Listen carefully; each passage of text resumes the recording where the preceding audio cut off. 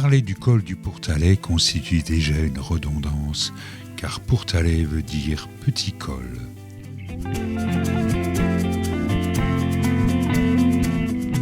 C'est un col pyrénéen important qui mène vers l'Espagne.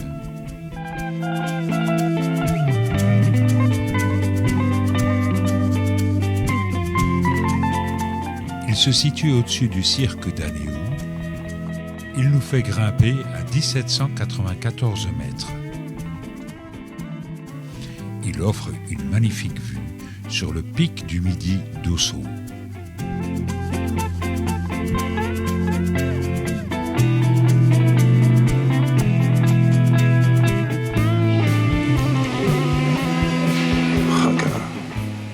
Une petite étape très vite traversée.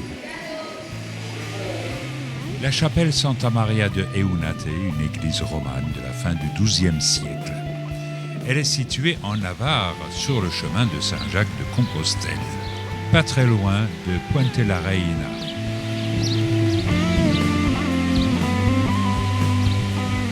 Elle a une forme octogonale. Elle est entourée d'un cloître.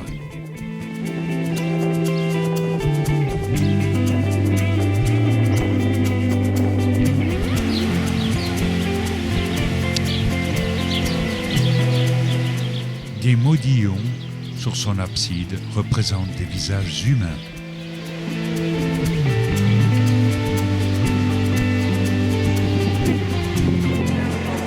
Enfin, nous arrivons à Burgos, qui sera notre étape du soir. Burgos se situe dans la communauté autonome de Castilla y León. Elle se situe à 900 mètres d'altitude, ce qui l'expose souvent au froid. 9 mois d'hiver, 3 mois d'enfer. Nous traversons la Plaza Mayor. C'est une étape sur le Camino Frances du pèlerinage de Saint-Jacques de Compostelle. Nous arrivons devant la merveille de Burgos, la cathédrale de Santa Maria. C'est une cathédrale gothique commencée en 1221 et sa construction a pris plus de 3 siècles. Troisième édifice religieux d'Espagne de par ses dimensions. C'est dans cette cathédrale que repose Rodrigo Díaz de Vivar, surnommé le Cid.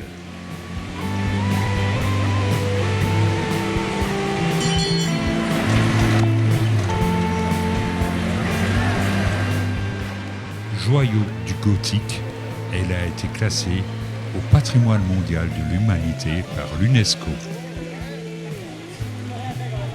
Il y a quelques traces de présence humaine au néolithique. Cependant, Burgos a été fondée comme telle par le comte Diego Rodríguez Portillos en 884. Et ce, dans le cadre de la politique de repeuplement des territoires reconquis par les chrétiens.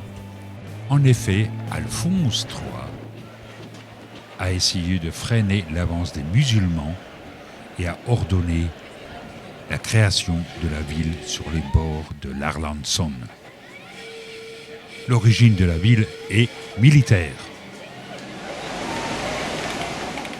Burgos avait également été choisi comme capitale du royaume de Castille y León en 1037, puis ce fut Valladolid qui fut la capitale en 1492 au moment de la chute de Grenade.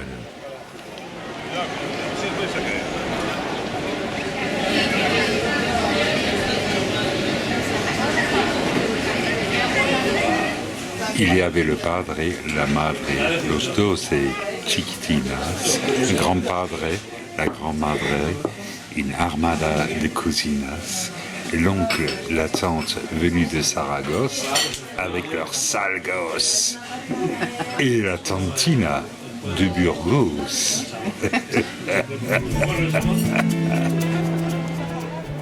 À la fin du Moyen-Âge, les architectes et sculpteurs ont construit la cathédrale et ont mis Burgos à la mode gothique.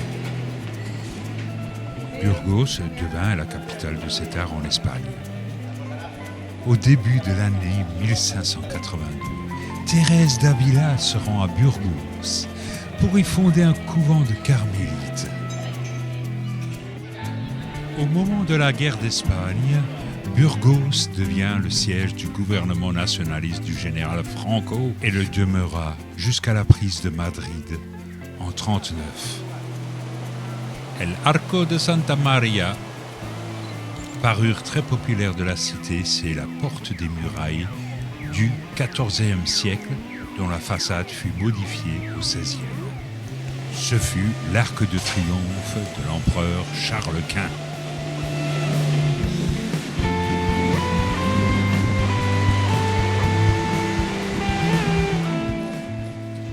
Et nous repassons et nous flânons devant cette magnifique cathédrale de Burgos.